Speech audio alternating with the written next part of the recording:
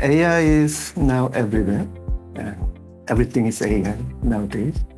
And when I say GPT, you probably think about the ChatGPT, which stands for Generative Pre-trained Transformer. But in economics jargon, the GPT is general purpose technology, which is pervasive technology, which has characteristic of their performance and cost improves over time, and new services and products are induced from this technology, and new business models are induced from this technology. So we used to call IT as GPT, like general purpose technology, like electricity and steam engine. And nowadays, people call AI as GPT, and furthermore, GPTs are GPTs. So AI is, I think, everywhere. Telecommunication industry, I think network is the essential part for this AI industry. And you can sort of improve the performance of telecommunication itself, but without telecommunication, you can use this AI technology at all. So AI, the telecommunication industry plays a crucial role for future of AI. But I think the most essential area for AI is what we call as moonshot code, like coping with the climate change, or aging society, or conquer the disease like Alzheimer. We need some international cooperation for this moonshot project. First of all, I think we should think the relationship between the trust and innovation as a complementary one. Not we shouldn't think of as substitute or the trade-off, because more trust, you will have more innovation in the future. So you need certain level of trust for sure for AI. So there are three ways for raising this level of trust. One is self-regulation, like GSMA, MA's the initiative, Microsoft, all the private sectors do their self-regulation. The second one is the intergovernmental organizations recommendation, which is non-binding, but they expect you to adhere to that.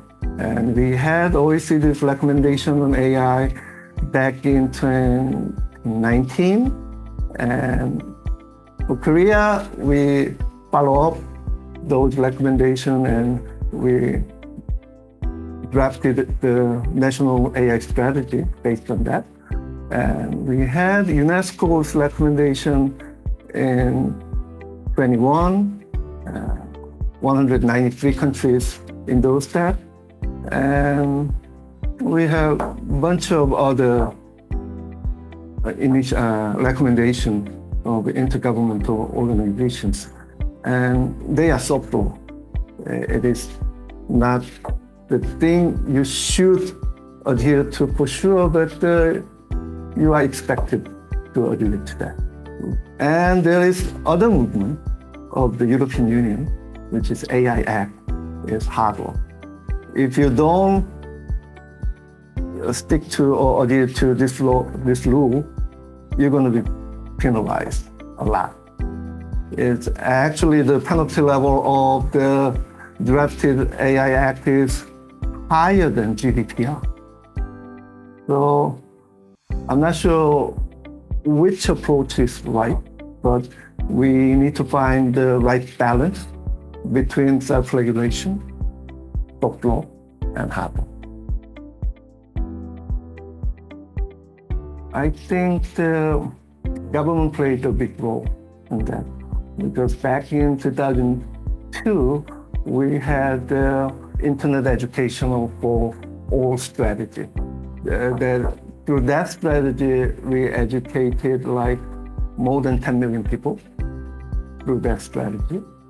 So it's the simple thing, the sending emails. But housewives, elders, even inmates were beneficiary of these initiatives. So you need to have strong government which put more resources on education. I think future of every technology depends on both things. One is the technology itself, second is market, and third is the rule and regulation, and fourth is the people's behavior. I think the behavioral aspect is quite important. People have to accept that technology and use the technology. I think Korea is ahead of other nations because of these behavioral aspects. The Koreans are very eager to use new technology.